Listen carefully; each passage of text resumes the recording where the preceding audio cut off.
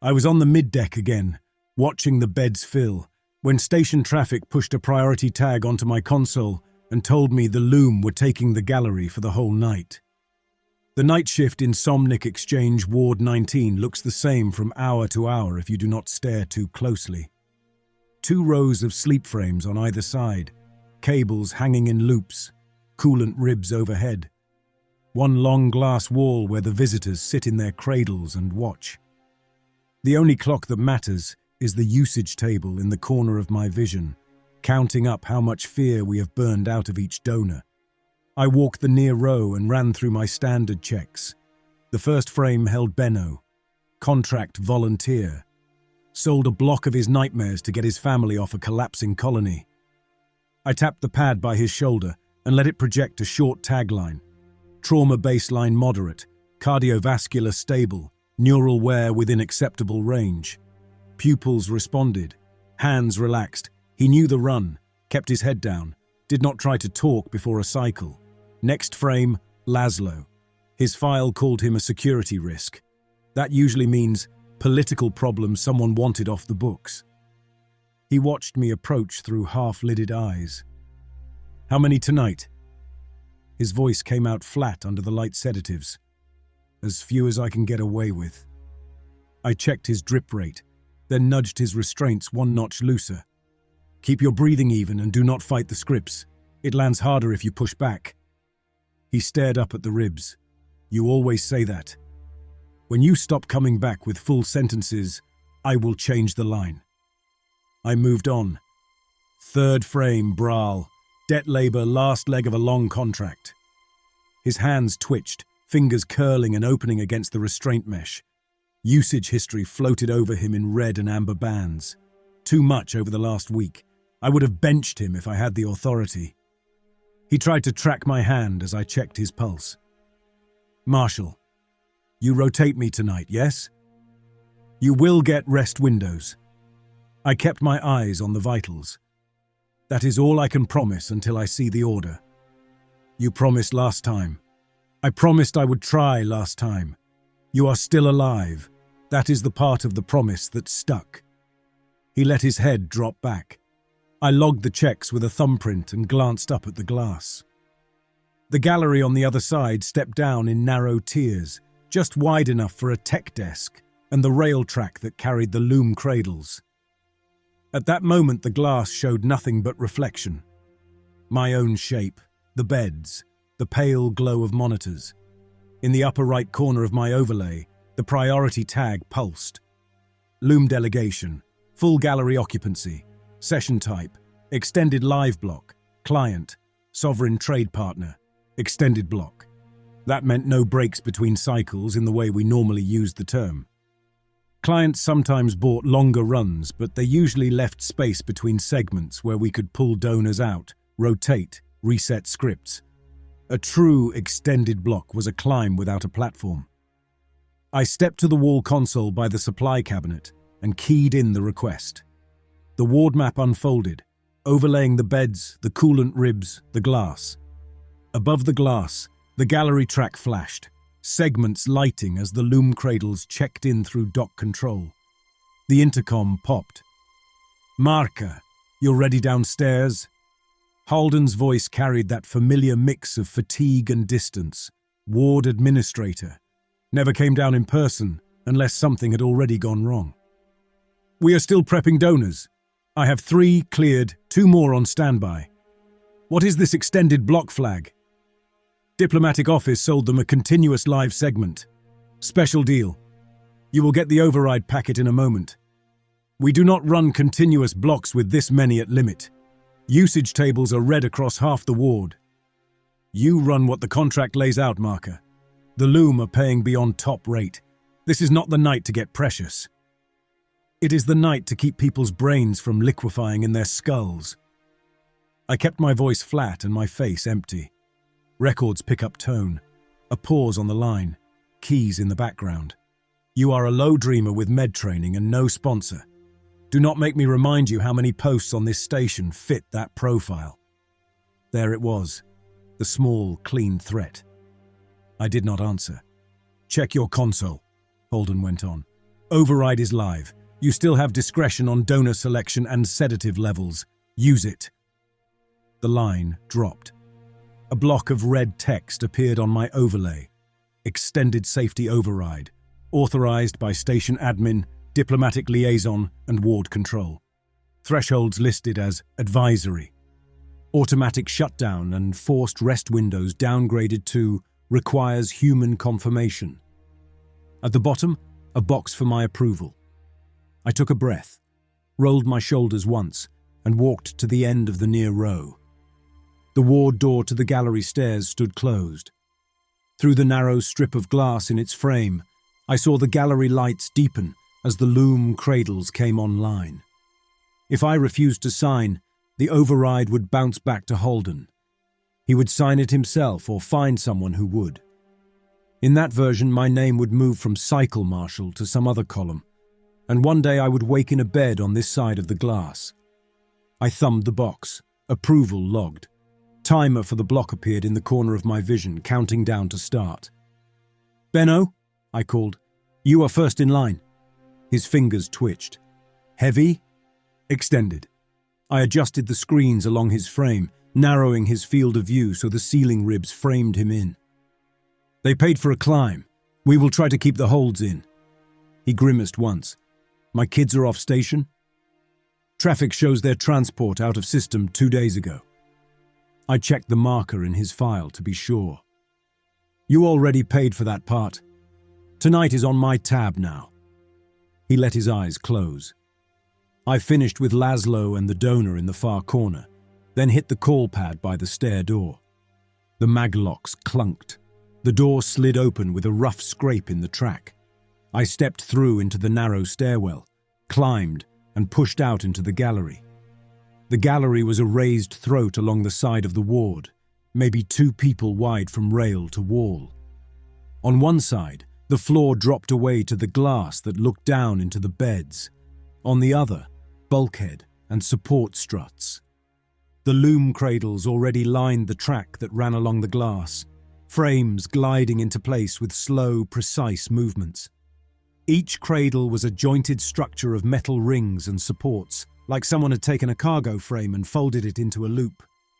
Suspended in and through those rings was the Loom body, a pale rope thick as a man's arm, running back and forth through the open circles. The rope moved constantly, sliding, folding through itself, threading patterns between the rings. Along its length, rounded nodules sat at intervals, cloudy and dull at rest. The first time I had watched them, years back, I had ended the shift misjudging every distance. Stepped short, reached for rails that sat 1 handspan farther than they looked. In training, they teach you to blink often and avoid tracking a single segment of the rope for too long. Translator panels hung on swing arms by every second cradle. Little boxes with pickups pressed to the metal, ready to turn the Loom impacts into human words. "Good evening," I told the row of frames. "Ward 19, Somnic Exchange. I am Cycle Marshal Roan Marker, your live operator for this session." Several rope segments tensed at once. Nodules along them brightened from within, not to one color but to layered tones that shifted inside the flesh. It always made me think of far-off storms behind tinted glass. Impacts started along the rings, dry knocks through the metal. The translator panels came alive in a staggered chorus. "Welcome. We have arrived. We will observe." "I have your contract outline," I went on. "You have purchased an extended live block classified as continuous ascent and rupture. I will review our available donor pool and match profiles that meet your requirements. For safety, I will adjust pacing and amplitude within agreed ranges." The panel nearest my left hand pulsed a confirmation tone. "We understand. You will guide the ascent. We will direct the structure." That last term made me frown. The structure? Arrangement. We will shape the hall. You provide the bodies. They always talked around it like that. Clients liked euphemisms. The Loom did not bother. Bodies, instruments. In their own way, they were honest, and I disliked that more. I pulled up the donor list and projected it onto the short, transparent board that extended from the rail. Blocks of names and tags hovered in front of me, mirrored on several panels along the row. This group here, I pointed along the list, are cleared for heavy content. Strong cardiovascular baselines, experienced with fierce scripts. This group should be kept to moderate intensity tonight. They are near usage thresholds. I recommend you keep the extended segment to donors in the first group, with short side pulls from the second, as you need variety. Impacts tapped back and forth along the frames. The translator sorted them into phrases. We require continuous arc with no clean dips. We require shared hall. We require collective rise. Shared hall refers to what exactly? I kept my tone neutral. View, arrangement. Many bodies in one place. They must learn placement. That was vague. The contract loaded in my overlay had no explicit mention of any shared space. The Loom did not need it in the paperwork. The clause that let them play in our machinery just called it content optimization. I marked Benno, Laszlo, and 2 others from the heavy group, leaving Braal untagged for now. I can offer you 4 primary donors to begin, with the option to add more as we progress. We will stagger their peaks so you get the build you want without burning them out in the first quarter. We accept 4. We will call for more when the hall thins. The way the impacts lined up along the frames while the translator worked, you could almost think they were knocking along some invisible pattern in the metal itself. Then let us begin. I stepped back. Please remain in your frames during live cycles. If you require adjustments to light levels or audio channels, signal through the panels. Several nodules flared, then settled, attention fixed on the beds below. I felt a faint buzz in my wrists as their knocks moved through the rail. Back downstairs, I keyed the ward intercom. All stations, this is Marker. Loom delegation is in place. Extended block starts on my mark. Double-check all restraints. Boost base sedative channels by 10%. I want smoother intake. Techs moved through the rows, checking straps and lines. Medic Lynn stepped out of the back room, tying off her hair with a strip of elastic. She was young, sharp, and too conscientious for this work, which meant she would either burn out or learn to bend. Extended block? She pulled a reader from her pocket and checked the timer. They pushed that through? Diplomatic office did. Admin signed off. I approved with conditions.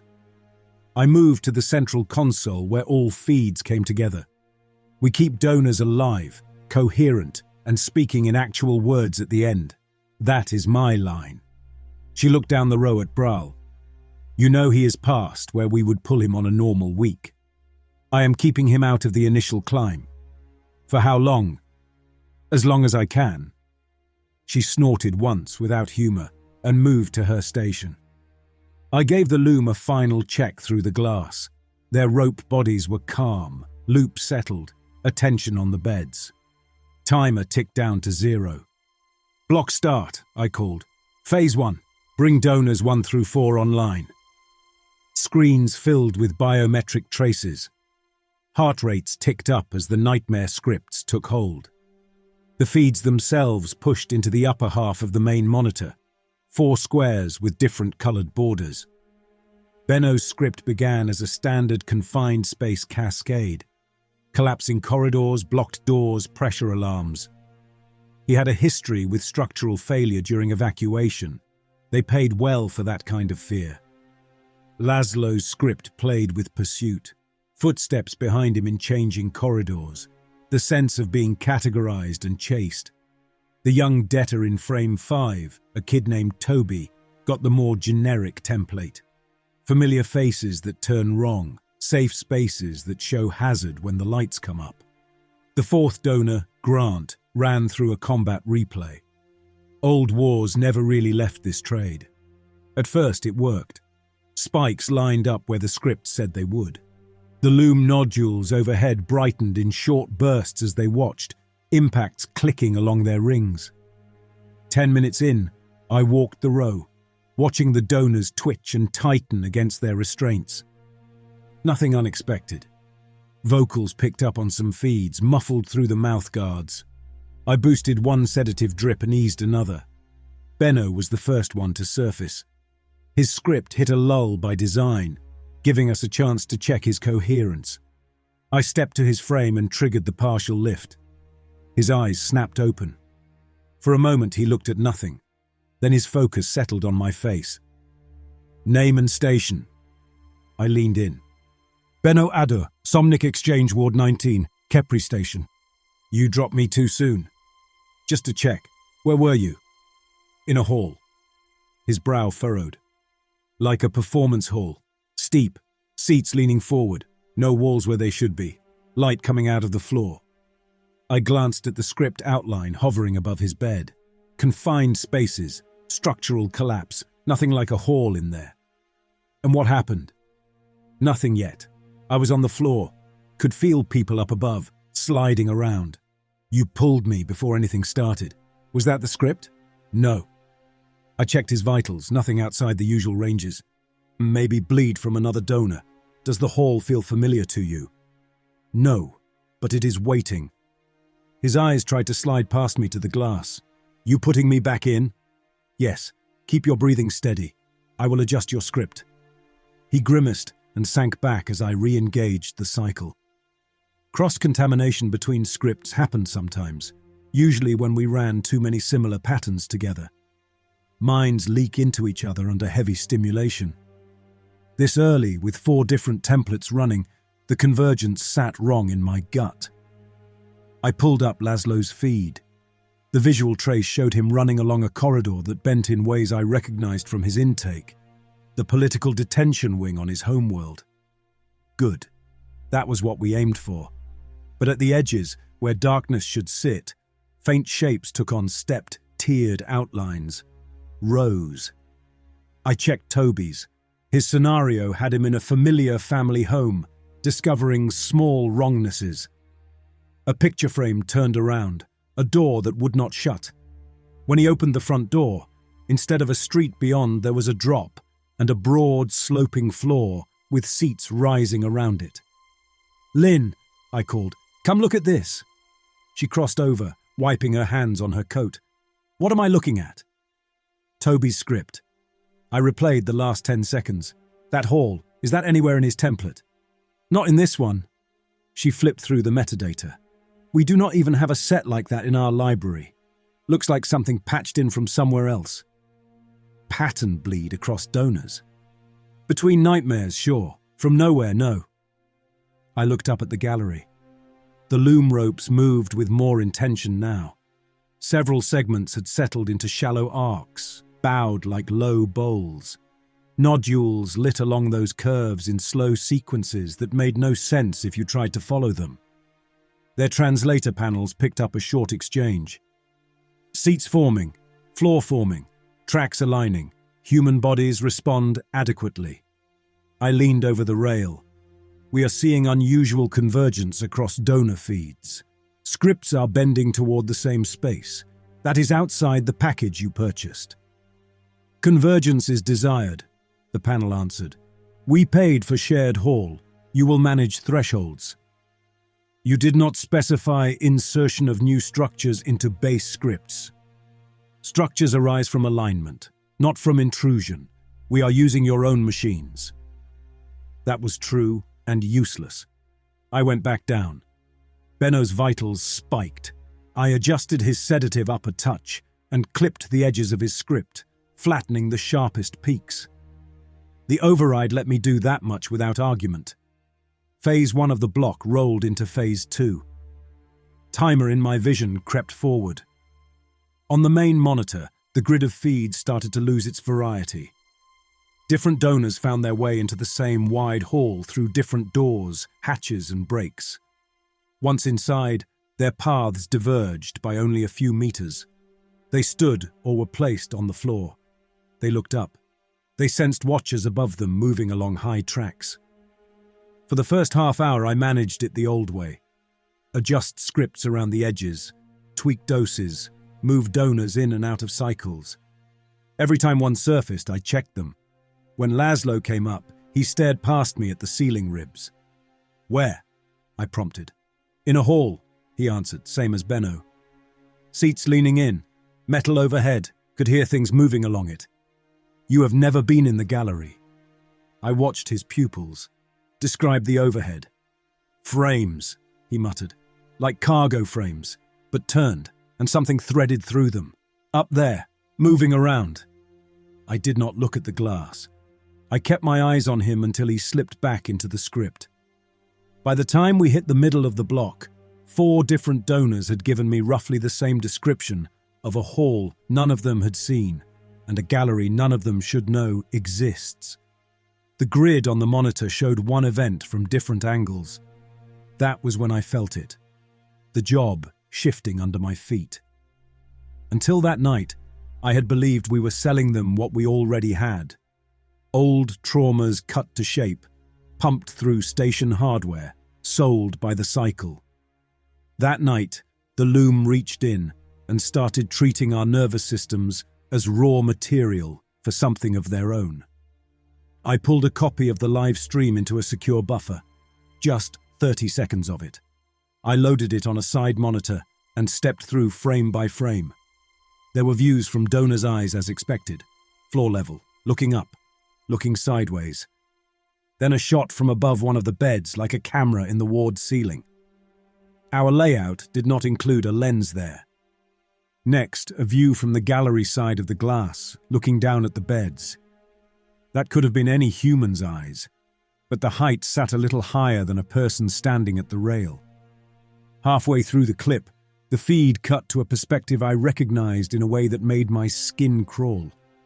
It trailed me from behind as I walked along the row of beds, about a shoulder's height above and a step back. No tech stood in that place. We did not mount recorders at that level. The vantage point simply did not exist in the ward. "Marker," Halden's voice in my ear. "I am watching the client summary. They are pleased. Engagement indicators high. We have cross-contamination well beyond any starboard log I have ever seen." I kept one eye on the donors. Scripts are fusing into a single shared space shaped by the Loom. That is within their rights under treaty. You read the contract. I read the operational copy, the one that says we guarantee baseline function. That phrase has more play in it than you think. He let out a short breath over the line. Do not make this a bigger problem than it is. Finish the block, keep them breathing. We adjust limits next cycle. Braal is near collapse already and he is not even under yet. We cannot... Marker. The way he spoke my name shut me up. We cannot afford a grievance from this delegation. I am not talking about your paycheck. I am talking about Khepri's position in the trade network. You think they will cancel the treaties over one ward? They will cut us and hand the contract to someone who will not complain. Finish the block. The line clicked dead. On Khepri, procedure was the only apology you ever got. I turned to find Lynn at my elbow, eyes on the main monitor. You seeing this? I am the one wiping them down between cycles. She jerked her chin toward Benno. He has tremors in his left hand that were not there at the start. We are halfway through. That is not normal wear. Run full neural on him next lift. If I run full scans every time you get a bad feeling, we will have nothing but red tags. Humor me, I told her. We are in new ground. She bit off whatever she wanted to say and moved off. The extended block rolled on. The Loom overhead tightened into new shapes. Their rope bodies looped in cleaner arcs, nodules lighting in waves that matched our donors' fear spikes. At certain peaks, all their rings tilted inward by a fraction, aiming their attention at the same point on the ward floor. The patch of deck they focused on was bare space, nothing but scuffed plating. My gaze still kept pulling back to it, as if something might show there if I waited long enough. I did not wait. I went back to work. When Benno surfaced again, Lynn was already at his side with the scanner. He blinked up at us, groggy but responsive. How long? Mid-block. Lynn adjusted the scanner ring around his head. You remember where you were? In the hall, he murmured. I got off the floor, climbed up a tier, tracks overhead, could hear the cradles rolling along back and forth. You ever sat somewhere knowing everyone can watch you but you cannot see them? Every night, I muttered. He huffed once, then winced as the scan sequence triggered. The scanner finished. Lynn checked the results. "What is it?" I asked. "Microtears in the visual cortex," she whispered. "Early, but more than they should be. He has not had enough cycles this week to justify that." "What do you want to do?" "Pull him. Put him on soft duty for at least 3 days." I glanced at the timer. "We are inside an extended diplomatic contract with an override that names me as the responsible party. So we leave him in and hope he still knows his own name when the Loom get bored?" Her eyes flashed. "I am looking for a third option." I rubbed a hand across my face. "Do the same scan on Toby next chance. See if the pattern holds." Her shoulders dropped a little. "All right. But if we start seeing heavy damage, you cannot keep covering for the contract." "I know." She moved off. The ward's safety systems flagged several minor anomalies as the block went on. Overstimulation warnings, minor arrhythmias, neural strain. Under normal rules, any cluster of those would have tripped an automatic dampening protocol or a forced cooldown. Under the override, they highlighted themselves in amber and politely asked me if I wanted to act. Each time I deferred, they logged my choice with my name attached. By the time we passed the midpoint, the Loom had settled into a steady pattern of short, dense exchanges.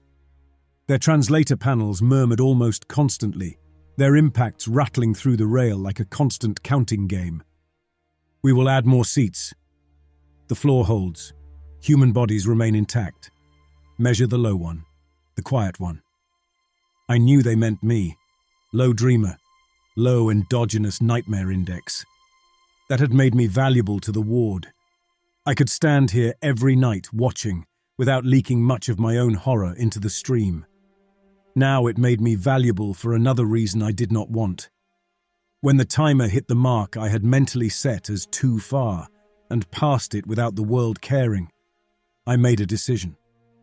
If I kept trying to manage this at my level, I would end the shift with a pile of ruined brains and my name under every signature. If I wanted leverage, I had to find it higher up the chain. That meant the contracts. I pulled up the ward's internal library on a side console, keyed in my clearance and started digging. What we got in training was the operational side. Dosing ranges, script templates, emergency cutoffs. The contracts themselves sat in a different part of the system under diplomatic control. You can get through armor if you know where the fasteners are. Same principle. Before they marked me low dreamer and pulled me into this work, I had spent years on border postings. Some of that experience still paid. The Loom section of the treaty annex was an old file, patched and extended. Early language always hides the worst bargains. I scrolled back through revisions until I hit the first iteration of their experiential trade clause. There it was, buried under formal words. Client is granted the right to optimize experiential yield through limited bidirectional modulation of content generation systems, including direct parameter adjustment and structural pattern induction, provided baseline human function is preserved as defined by joint committee. On paper, it sounded clean. In practice, it meant the Loom could reach into our machines and rearrange how nightmares formed, and some distant committee decided when we had gone too far. I checked the logs. Our ward systems had already tagged the current anomalies as pattern induction within client privilege. They were using the rules as written and walking through a door we had left open years ago. Another line in the clause caught my eye. Baseline human function was defined as continued ability to perform basic self-care, communication, and locomotion tasks. You could strip a man of everything that made him himself and still meet that standard. On Khepri, you learned that the written lines rarely matched what people thought they had signed. The clause had no explicit cap on what they could do to observers, staff, or anyone else catching collateral patterns. It assumed only donors mattered. I stared at the screen until my eyes burned. If I went upstairs with nothing but complaints about donor convergence, Holden would call it within contracted tolerance, and remind me of my place. The Loom would treat it as noise. If I could show them their own investment sat at risk, maybe they would adjust willingly. They cared about resources and continuity. They did not care about sentiment. I pulled the worst scan results into a packet. Benno's neural micro-tears, Toby's early strain, the usage tables. I dumped in a copy of the safety logs I had been deferring. I tagged the lot to a portable slab and locked it. Then I called over the intercom. "Lynn, you have the floor for 10 minutes. I need the gallery." "You trust me that much?" "I do not have a choice. If anything spikes past 3 times baseline, pull the emergency cut on that bed, and I will take the yelling later." "Understood." I took the slab, climbed the stair, and stepped back into the gallery. The Loom cradles had reconfigured themselves while I was downstairs. A larger share of the rope mass hung closer to the glass now, loops nested, rings angled so their nodules had a clear line of sight down into the beds. Human brokers and observers hugged the bulkhead, tablet screens and status boards in their hands. They watched the Loom more than the humans below. Niels Lale, our Loom broker, stood near the door with his usual thin smile and a tie that tried too hard. "Cycle Marshal." He gestured toward the cradles. "They are very happy. I'm already hearing talk of follow-up sessions. Happy clients are above my pay grade." I held up the slab. "We have a problem in the donor pool." "Of course we do." He sighed and rubbed at his temple. "It is a heavy block. Wear happens. This is not ordinary wear." I stepped closer, keeping my voice low. "Our scanner is picking up neural strain out of proportion to usage. We are seeing shared structures across unrelated scripts. We are seeing unauthorized perspectives in the stream." He shrugged. "You know the clause. They can adjust structures as long as baseline function remains. That is a diplomatic decision. You push donors too far in one night, they do not come back to baseline. They go to the morgue. That affects your precious continuity and their investment." That got his attention. Money talks, even here. "You have numbers for that." He tapped the slab. I unlocked it for him. He scrolled. His mouth tightened. "All right. This is more aggressive than we projected. They did warn us they were trying a new pattern tonight. Then they can also adjust it." I nodded toward the nearest cradle. "I want to present this directly." "Directly?" He blinked. "You know they do not make decisions like we do. They care about patterns, not individual cases. Patterns break if the pieces fracture." I moved past him to the rail. The nearest Loom rope lifted slightly as I approached. Nodules along it brightened. Rings turned so more of the rope mass faced me. I clipped the slab to the translator arm, letting its pickups catch the vibration of my voice through the metal. "We are seeing damage to your resource," I told them. "Neural strain levels above what you can sustain if you want these donors usable for future blocks. I can show you scans." The impacts that followed pushed through the rail and up into my forearms. "Show," the translator rendered. I opened the packet. Charts and scans appeared on the small screen attached to the arm. I ran through them, keeping my explanation simple. This donor, micro-tears after half his contracted weekly cycles. This one, visual cortex strain. If this continues, they will lose the ability to generate coherent images. That reduces your future yield. Several rope segments pressed hard against their rings. Nodules brightened and dimmed. The impacts shifted into a different rhythm. "You fear waste," the panel translated. "You fear corruption of resource." "Correct. I am responsible for keeping them within functional range. That is my job. You want your shared hall, fine.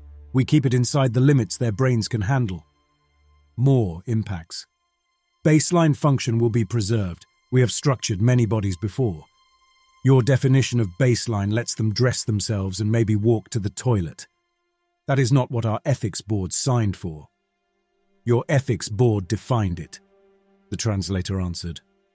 Niels winced, as if someone had kicked him. "You can distribute the load," I pushed. You do not need to run these 4 into the ground. There are others in the pool. I can adjust rotations. I can stretch the climb. Give them more soft valleys between your peaks. Quiet impacts. Then, you propose we reduce concentration to increase length of use. Yes, you get continuity over more sessions. They get to keep their names. A pause, if you could call it that, with something that did not breathe like us. Rope segments shifted, rings adjusted. Along the row, nodules lit in a rolling wave like some slow agreement. "We will accept modified distribution," the translator intoned. "You will select which bodies to spare. You will maintain the hall." Niels murmured, "That is more than I expected. They like you." I ignored him. "There is another issue," I pressed. "We are seeing perspectives in the stream that cannot come from donors, external views. The impact sharpened. We are projecting alignment. This enhances yield. It is allowed. It may be allowed on paper, but it is already altering staff perception." My hand automatically reached toward the rail and stopped short by a good span. "We are misjudging distance. We are picking up your patterns in our own navigation. That is a workplace hazard." One of the rope segments nearest my chest slid through several rings at once in a tight loop. As it passed, a cluster of nodules flared, bathing my upper torso in that layered light. "Your dreams are low," the panel murmured. "Your pattern is stable. You are useful." "I am staff, not resource." "Staff can be structure," the translator replied. "Structure is valuable." A second rope segment moved. For a moment they formed a loose arc around me, half-circle of pale, looping flesh and metal rings. It was not a cage. It felt like a measuring device. On the monitor by my elbow, the live stream flicked to a new angle. I saw myself from above and slightly behind, standing at the rail, surrounded by arcs of loom rope. The view matched the feeling of something at my shoulder. I gripped the metal to keep my balance. "You will allocate bodies as we require," the panel went on. "In return, we will let you preserve selected units." A slow knock traveled along the frames. "You will be Liaison. You will arrange future climbs." Niels straightened. "You realize what they are offering?" "Yes. They are offering me a job." He smiled, thin and quick. "We have been discussing proper liaison assignments. A cycle marshal with your tolerance and experience is a rare asset. We can formalize this after the block." I watched the loom ropes withdraw their loop from around me and settle back into their cradles. The nodules dimmed slightly. The sense of being under a lens eased, but did not vanish. "Agree to the offer," Niels pressed under his breath. "You will have more say over how we run these sessions. You can protect more people from inside than you ever could from the floor." That was the hook. They always give you a little piece of your own conscience to chew on while you sign. "Fine," I answered. "We will talk when the block is done. For now, I need to redistribute the load." I went back downstairs with my new tag hanging over me like a fresh restraint. On the ward floor, the donors rode their cycles in the shared hall. The main monitor showed the sloping space over and over. Different donors, different angles, same tiers. The more I watched, the more it seeped into my head. Steep seating, rows leaning inward, tracks above with indistinct shapes moving along them. I pulled Benno and Toby's usage tags down and marked them for hardware incompatibility with the Loom pattern. It was a flimsy excuse, but the system let it through. I set their scripts to soft routines and cued deep rest once I could justify pulling them. A partial rescue, if I could keep it hidden in the logs. To disguise that, I pushed 2 other donors into the mainstream. One of them was Braal. He watched me approach his frame, eyes wide and tired. "My turn," he murmured. "It was going to be your turn sooner or later." I checked his straps, avoiding his gaze. "I will keep your peaks brief." He laughed once, bitter and thin. "You cannot even breathe without a form on this station. You think you can change how long I scream?" I think I can keep you useful enough they will not throw you away. I adjusted his mouth guard. When you are done tonight, you tell me what you saw. Exact shapes. You give me detail, I give you small favors. He held my stare for a moment, then nodded. The last portion of the block always hurts. Everyone is tired. There is less room to maneuver. The scripts get strange at the edges as the system tries to squeeze a little more yield out of worn nerves. I set a plan in my head. I would run Brawl and the others harder for the next stretch, then trigger a couple of technical drops using maintenance codes to pull the worst cases out under the cover of equipment faults. The Loom had agreed to let me spare selected units. They had not specified which ones. They had their haul. I would take my tiny cut out of their profit. I triggered the maintenance console at my elbow and keyed in a test fault on one of the sensor channels. The system flashed a brief warning, rerouted, and dropped the donor from the live stream for a minute while it resolved. Biometric feeds stayed up. Donor's heart rate dipped, eased, recovered. Nobody upstairs complained. That gave me a path. I waited until the block timer ticked into its last third, when everything felt stretched to snapping. Then I hit 2 beds at once. Hardware fault, the console announced for Benno and Toby, just as planned. Signal integrity compromised. Recommend temporary removal from experiential stream. Accepted, I told it. Trigger deep sedation. The main monitor blinked. Their feeds dropped out of the grid. The hall still showed, but 2 of the perspectives winked away. Biometric traces for both donors showed abrupt easing as their scripts collapsed. Lynn moved fast, adjusting their drips, checking their eyes. Did you do that? She asked, not looking up. Maintenance flagged them. I agreed. I kept my tone bland. You want to argue with the machines? I never win that argument anyway. She bent over Toby, scanning his skull. His neural strain is already higher than anything I have seen on him. If you had not dropped him now, we would be signing a very different report later. Then let us keep it between us. She glanced up. You are playing a dangerous game, Marker. We are all in the same casino. The Loom translator panels upstairs chimed. Continuity dip detected. Hall attenuates. I pressed the intercom. 2 donors removed for hardware instability. I can bring substitutes in to maintain your pattern.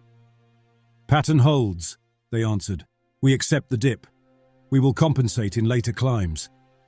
That surprised me. They were more flexible than I had judged. Or they had already lined up something worse. Brawl's heart rate climbed. His feed showed him in the shared hall, standing halfway up the slope. Other donors around him looked up at the tracks overhead. The shapes moving along those tracks had no clear edges. They were frames and ropes and nodules, the same as the real Loom, but stripped down to movement and intention. Keep your breathing even, I murmured at his side, even though he could not hear me. The hall in his feed tilted. Seats leaned in. The floor under him seemed to pull downward. It should not do that. Gravity does not shift in a dream unless you give it reason. I checked the scripts. No explicit gravity tropes loaded. The Loom had started bending deeper. As the hall seemed to slope further in his feed, his body strained harder against the straps. Muscles corded under his skin. He was climbing something in his mind and pushing against metal in the real ward. His heart rate alarm cut through the background noise. Lynn, I called. She was already halfway there. I see it! We both watched the traces, heart rate beyond safe, blood pressure spiking, neural activity in wild bursts. On the monitor, the hall rushed upward from his point of view, as if he had slipped and fallen backward down the slope. The seats around him blurred. The tracks above zoomed closer. Emergency dampen. Lynn's hand hovered over the control. If we hit full dampening now, we would yank him out hard. That carries its own risks. If we did not, he might blow something in his head before the Loom finished their scene. The override prompt flashed in my vision. Emergency dampening requested. Confirm or deny. From the gallery, Holden's voice came hard over the line. Do not cut the block. We are at a critical high-yield moment. Ride it out. He is going to crash, Lynn snapped. Baseline function requires risk, Holden answered. That line would play well in an inquiry when my name sat under the report. I overrode him. Emergency dampen, Braal, now! The system hesitated, caught between incompatible orders, then obeyed the local command. Dampening protocols hit, scripts collapsed, chemical patches dumped into his line, his feed cut to grey. His heart did not listen. The traces stuttered, then flattened. Come on, Lynn growled. She started chest compressions, counting under her breath. One of the techs moved to assist with manual ventilation. The resus kit arrived on a crash trolley. In the shared hall, from another donor's view, I watched a figure crumple on the slope. The rest of the dream bodies stayed fixed on the tracks above, attention locked upward. We worked Braal for longer than the guidelines. That does not matter when there is a client upstairs and a diplomat in your ear. At some point you feel the truth in the weight under your hands, and know. Marca, Holden pushed through the intercom again. Report. Loss of donor, I answered. Cause, cardiovascular collapse under client-structured pattern. Emergency dampening delayed by override conflict. Blame field open. That language does not go in the report. That is why I'm saying it to you and not typing it into the form. Silence for a moment. Then, the block continues. Body removal by standard protocol. You will log the loss as complication in high-risk profile. We can argue percentages tomorrow. The Loom translator chimed in. One body lost. Hall remains. We will compensate in future climbs. They sounded almost bored. I watched Lynn slump back from Braal's frame, shoulders shaking once. She wiped her face with the back of her sleeve and stood. I am logging off him, she muttered. You can fill out the family notification or whatever fiction they attach to his contract. No family listed. I checked his file. Creditors will get a note and a small payout, that is all. She stared at the ceiling ribs. You going to finish this block for them after that? If I pull the plug now, they hang it on me, and the next person they put down here will not even pretend to care. And you do? I care enough to cheat when I can. That was the closest I could get to honesty on shift. The block timer ticked toward its final segment. The donors left in the stream staggered through the shared hall. The Loom overhead adjusted their ropes. The ward systems held steady inside their narrow logic. Niels pinged me from the gallery. Marker, remember our discussion. The Loom are pleased with your performance. We can move you into a formal liaison role. You will have more say over how these blocks are structured. You can protect your favorites more easily that way. There it was again. The deal. I could end the night by throwing myself against the system, force a hard shutdown, call for investigations and inquiries that would go nowhere while my career, and possibly my status as staff not resource, evaporated. Or I could step sideways into a role where I wrote the patterns myself, decided who the Loom got and who they did not, and let the trade roll on. Fear does not always look like running away. Sometimes it looks like taking the promotion. All right, I answered. We will formalize it after close. Niels sounded relieved. Good, finish strong. Do not give them a reason to doubt. So I did. I kept the remaining donors within the thinnest band of safety I could manage. I smoothed the last peaks. I dropped one more donor under the cover of a bogus hardware fault. I watched the Loom ropes loop and shift above the glass, forming shapes that reminded me of the hall even when I looked away. When the block timer finally hit the end mark, the system played a neutral tone. Scripts wound down, feeds faded back into neutral grey, then to the view of the ward from the fixed cameras. Block complete, I announced over the intercom. All donors out of active cycles. Begin post-session checks. Upstairs, the Loom cradles slid along their tracks toward the gallery exit. Rope segments relaxed, loops sagging between rings. Nodules dimmed. As they passed the center of the gallery, The nearest cradle rotated enough for a section of rope to angle toward me.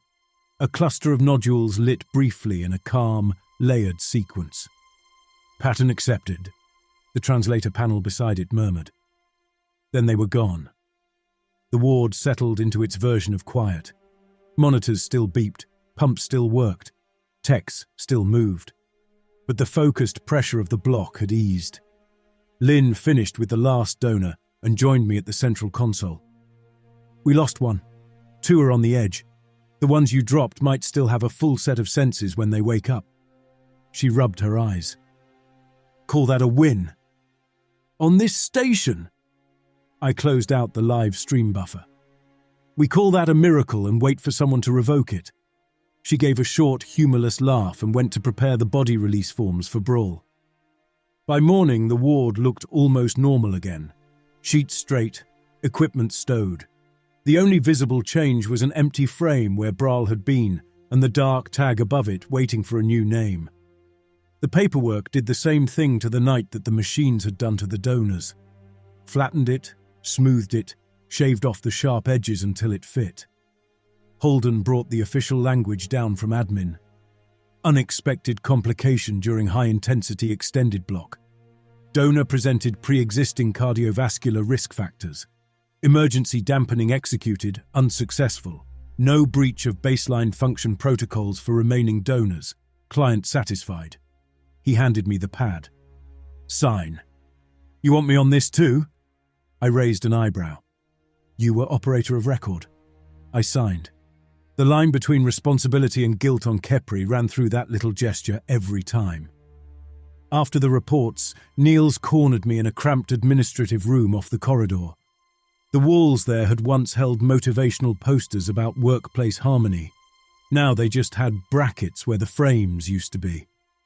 "Good work last night," he began, straightening his tie. "Given the parameters. We lost one." I leaned against the table. I dropped 3 others under bogus faults to keep them from ending up like him. "You kept a disastrous block inside acceptable loss." He tapped his slab. "The Loom mentioned you by reference. That is rare. They want consistency. We can give it to them. Here." He pulled up a new contract. "Loom Liaison and Cycle Design Lead, Somnic Exchange Ward 19. You keep your current clearance and gains in pay. You spend more time in the gallery and the design room, less on the floor. You become the point of contact for all Loom sessions. You draw the arcs. And in return, you ensure they do not walk away. You manage donor rotation to preserve long-term yield. And you keep incidents like last night from spilling into formal complaints. That is the work." I looked at the screen. The terms were generous for a man like me. More credits, better quarters, priority access to med services. One line caught my eye. "Position may be reassessed in the event of persistent mental instability or compromised function as determined by station medical authorities." They always add that line. One size fits all. You lose your edge, they move you from the office to the bed. "Do I get any formal authority over donor selection?" I asked. "You already exercise that informally." "Informal does not hold when someone higher up wants a particular head." "I will get you language." He tapped a note into the contract. "Limited veto over individual assignments based on medical grounds. That gives you cover to protect a handful without attracting attention, as long as the overall flow stays up." That was what it always came back to. Protect a handful. Sacrifice the rest. "I have 2 donors marked as hardware incompatible now," I told him. "If you start pushing me to clear them for Loom sessions, deal is off." "You are in no position to set terms like that." "Then find someone else with my tolerance." I met his eyes. "Or check the wait list for volunteers." He held my gaze for a long moment. Then his shoulders loosened. "Fine. Those 2 stay off Loom lists as long as their scans justify it. But the station will expect you to make up the numbers somewhere else. I know how this place works." I signed the Liaison contract. The tag above my name in the system changed. Cycle Marshal became Loom Liaison. A second tag appeared in my personal file, one I did not recognize. Something like client marked. After that, the rest of the shift passed in a blur of minor tasks. I checked on Benno and Toby. Both were alive, talking, able to wiggle their fingers on command. Their scans still showed damage, but less than if I had left them in. "That hall," Benno muttered when I asked. "It feels like somewhere I could go again now, even awake." "You will not," I told him. "Not if I can help it." He gave me a tired, half smile. "You keep saying that." Laszlo gave me a similar report. The hall, the seats leaning in, the tracks above.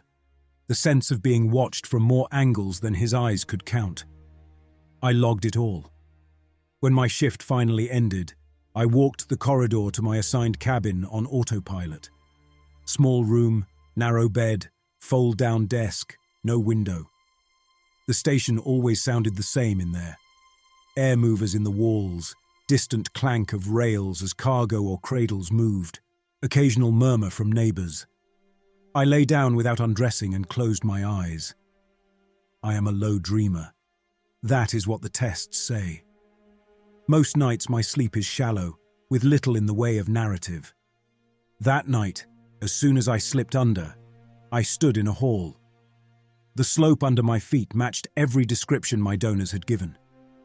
Steep tiers, each row leaning inward. Light coming from the surfaces, no fixtures.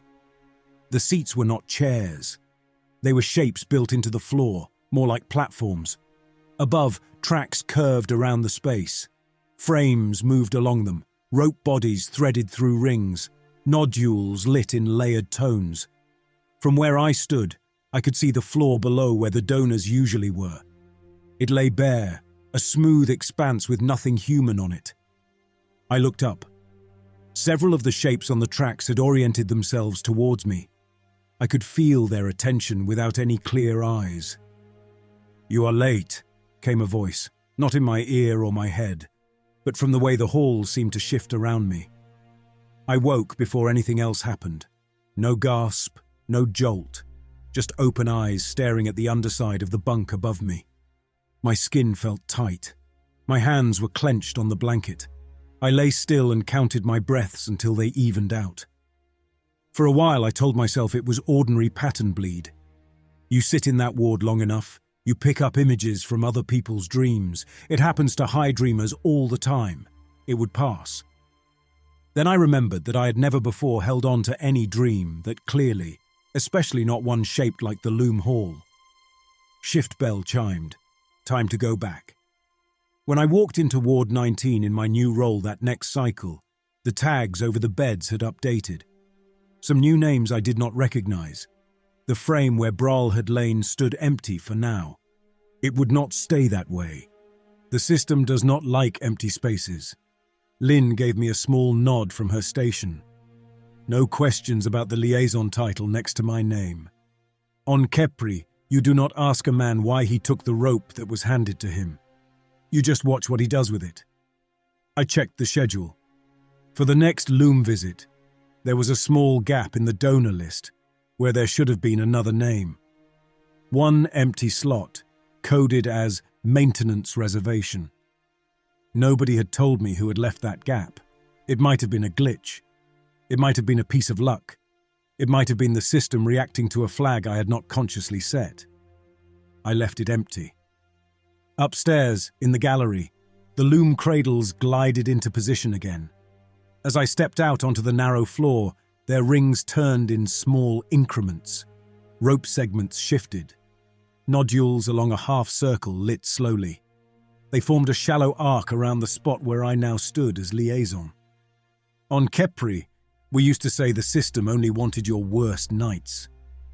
That morning, I understood it wanted the rooms those nights happened in, and sooner or later, it was going to move the walls in my head until they matched.